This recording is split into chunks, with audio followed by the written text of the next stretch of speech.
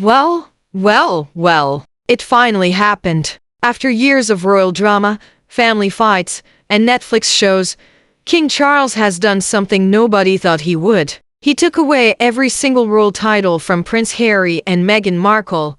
Harry and Meghan, the couple everyone talks about. They're being pushed further and further away by the royal family. They're basically outcasts now, aren't they? And now, they're not even being called her anymore.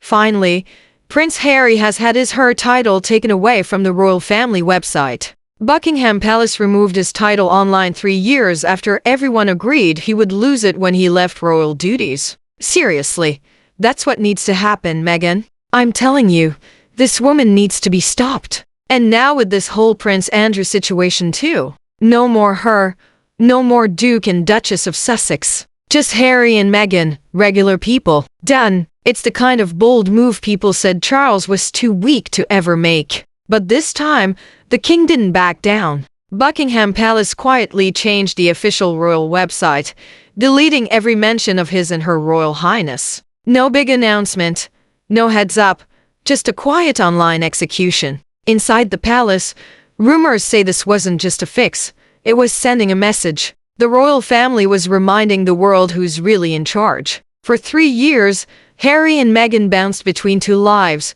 half royal, half celebrity. But the crown just made it official. You can't work for California and the crown at the same time. And let's be honest, the timing wasn't random. The family had been patient, maybe too patient. But behind those palace walls, tension was growing. And soon, the real reason for this royal punishment would become clear.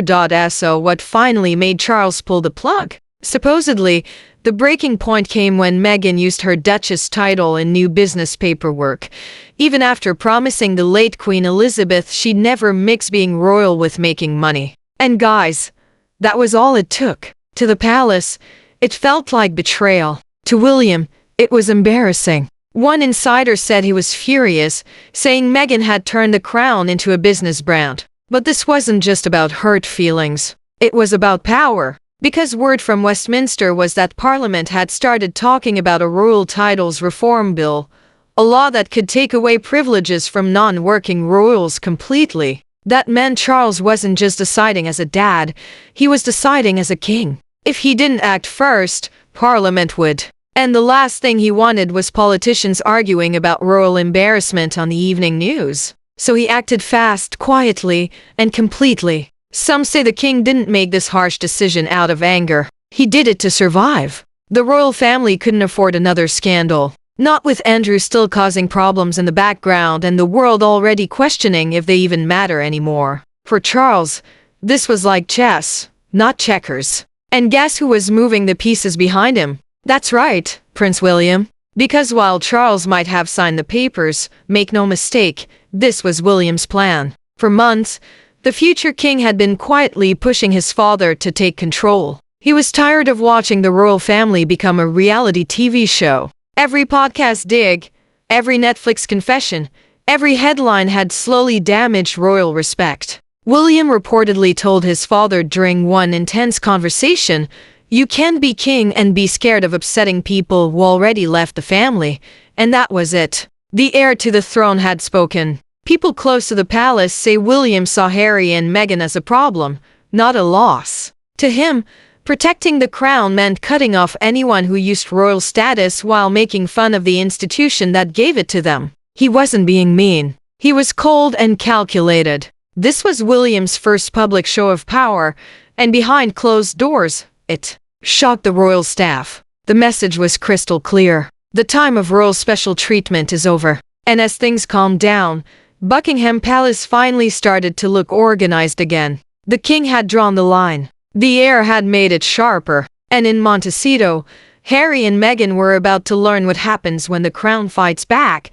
Behind the palace gates, King Charles wasn't celebrating his win. He was torn up inside about it. For weeks before making the decision, he'd struggled with it privately. As a father, he still saw his youngest son, the little boy who once followed him through the gardens at Highgrove, not the man now living under California sunshine. But as a king, he saw a growing threat to the royal family's image. People close to the palace say Charles's health and stress were getting worse. He feared being remembered as the king who let love get in the way of duty. One insider remembered the moment the paperwork landed on his desk. The silence was heavy, the air cold. Charles paused, then finally said, "He's my son, but I'm the king," and with one signature.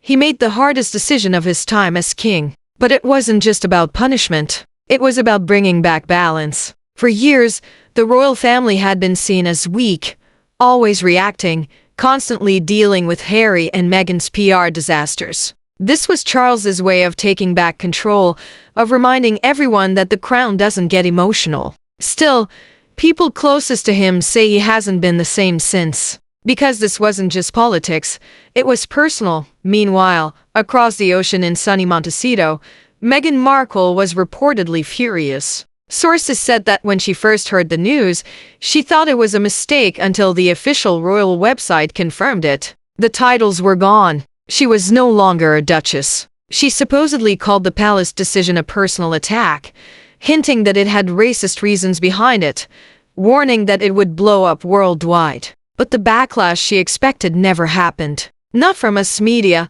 not from her celebrity friends, not from anyone. Even Hollywood, once her biggest supporters, went silent. Suddenly, Meghan's entire brand, from her lifestyle businesses to her media projects, looked shaky. Every proposal, every contract, every marketing pitch had relied on her Duchess identity. Without it, the deals lost their appeal. A Hollywood insider said it straight up. Her title was her brand. Without it, the shine disappears fast, and she knew it. Behind closed doors, her team panicked. Phone calls, lawyers, publicists, all trying to figure out how to rebrand Meghan Markle without the crown. But the real pain wasn't professional. It was personal. Meghan had promised Queen Elizabeth that she'd never use her royal status for profit. And now that promise had come back around, like karma wrapped in royal gold paper. Inside that Montecito mansion, walls that once echoed with big dreams now felt tense.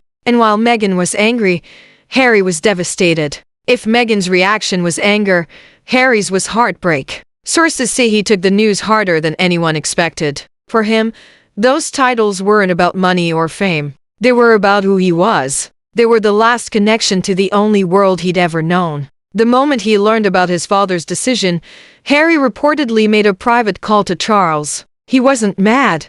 He was begging. He reminded his father about their family bond, about his mother's memory, about the promise that Diana's boys would always be protected. But Charles didn't give in. A palace insider said the king listened quietly before saying, "You've made your choices, Harry. Now I must make mine." The call ended there. No yelling, no making up. Just silence. From that moment on, Harry pulled away. Friends say he's been more distant, more quiet. He goes through the motions of life in California, but his mind and his heart are still in Windsor. Losing his royal identity wasn't just a career hit. It was like being spiritually kicked out. And for the first time, even Meghan reportedly noticed a change. The man who once fought to build a new life away from the crown suddenly seemed lost without it. He wasn't Prince Harry anymore, just Harry. And somehow that name felt heavier than all the ones he'd lost. While Montecito simmered with tension, the real storm was forming across the ocean in Westminster. By the time King Charles signed those papers, Parliament had already started whispering about stepping in. Behind closed doors, officials were writing what sources call the Royal Titles Reform Bill, a plan to take away privileges from any royal who no longer worked for the crown. And they weren't just talking about Harry and Meghan. The early drafts reportedly included Prince Andrew, Beatrice, and Eugenie, basically anyone who had turned royal status into a side job. To them, the royal family wasn't just a family, it was a public organization. And if the world was laughing, it was Parliament's problem too. So when Charles finally acted, it wasn't just a royal decision, it was a political move. He knew if he didn't draw the line, the government would, and that would have been way more embarrassing. This wasn't just about two people in California anymore. This was about the crown itself fighting to survive.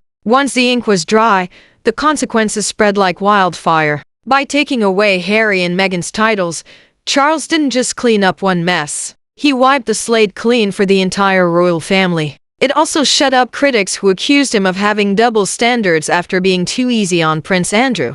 Now there were no exceptions. Not for the disgraced Duke of York, not for the California royals, not for anyone. The message was simple. Royal privilege isn't a lifetime membership. It's a responsibility. But there was collateral damage. Archie and Lilibet, with their parents' titles gone, so was any chance of royal rank in the future. Meghan supposedly told friends that Charles had stolen her children's legacy. But inside the palace, the view was different. That legacy isn't inherited, it's earned. Archie and Lilibet would grow up as Americans, not Windsors. And perhaps that was exactly how the palace wanted it. Quiet, distant, and far from royal chaos. To the royal family, this wasn't cruelty. It was cleanup. And so, just like that, the story comes full circle. The royal website updated, the paperwork sealed, the names Duke and Duchess of Sussex erased like they were never there. For King Charles, it wasn't revenge, it was restoration. For William, it was proof he was right. The crown finally acting like a crown again. And for Harry and Meghan, it was payback. The final reminder that you can walk away from the palace, but you can't take the kingdom with you. The royal family stood taller, colder, and clearer than before. Titles stripped, privilege reset, order restored. Even in all the chaos, there's something poetic about it. The father who once avoided confrontation finally stood firm. The son who once rebelled finally faced the price. And the daughter-in-law who built an empire on status learned what happens when the crown stops playing along. And as the royal watchers say, the crown never forgets. What began as a love story, whispers one insider, ended as a royal warning. A warning that no matter how far you run, no matter how bright your fame burns, the royal family moves on and the spotlight that once loved you can turn ice cold in an instant. The era of Harry and Meghan is over. The crown has spoken.